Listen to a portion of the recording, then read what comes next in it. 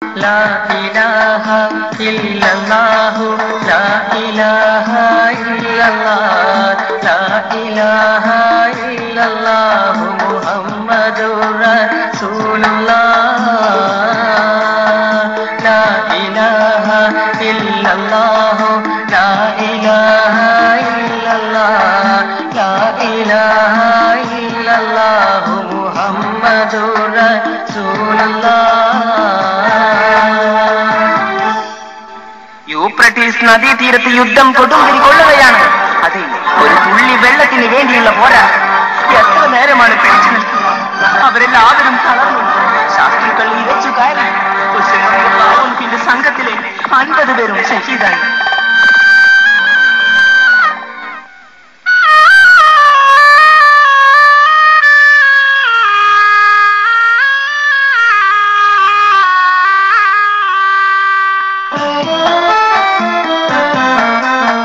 ശത്രുപക്ഷം ഉയരുന്ന്, ആർപ്പുവിളികൾ കൂടുന്ന്, മുത്തൊളി ഹുസൈനോരുടെ കൽബ് നീറിപ്പുകയാണ്. ശത്രുപക്ഷം ഉയരുന്ന്, ആർപ്പുവിളികൾ കൂടുന്ന്, മുത്തൊളി ഹുസൈനോരുടെ കൽബ് നീറിപ്പുകയാണ്.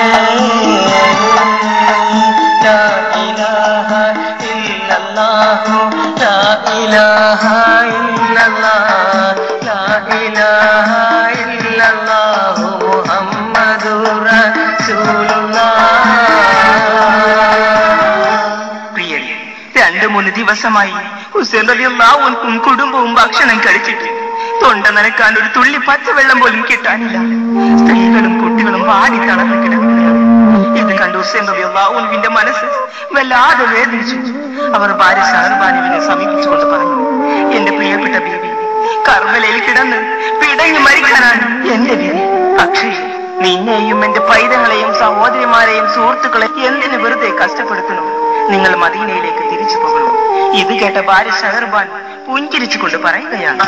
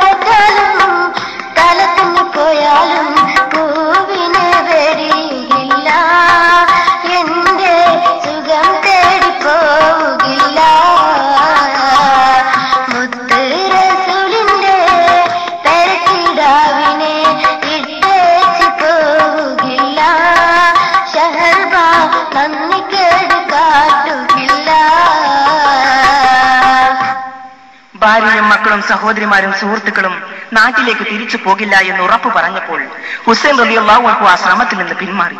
പക്ഷേ ഒരു സമാധാനമില്ല. അലി അസ്രി എന്ന 1.5 വയസ്സായ പൈതലിന്റെ കാര്യമാണ് വലിയ സങ്കടം. അത് ദാഹിച്ച് കരയുകയാണ്. ഹുസൈൻ റളിയല്ലാഹു അൻഹുവിന്റെ ഇളയ മകനാണ്.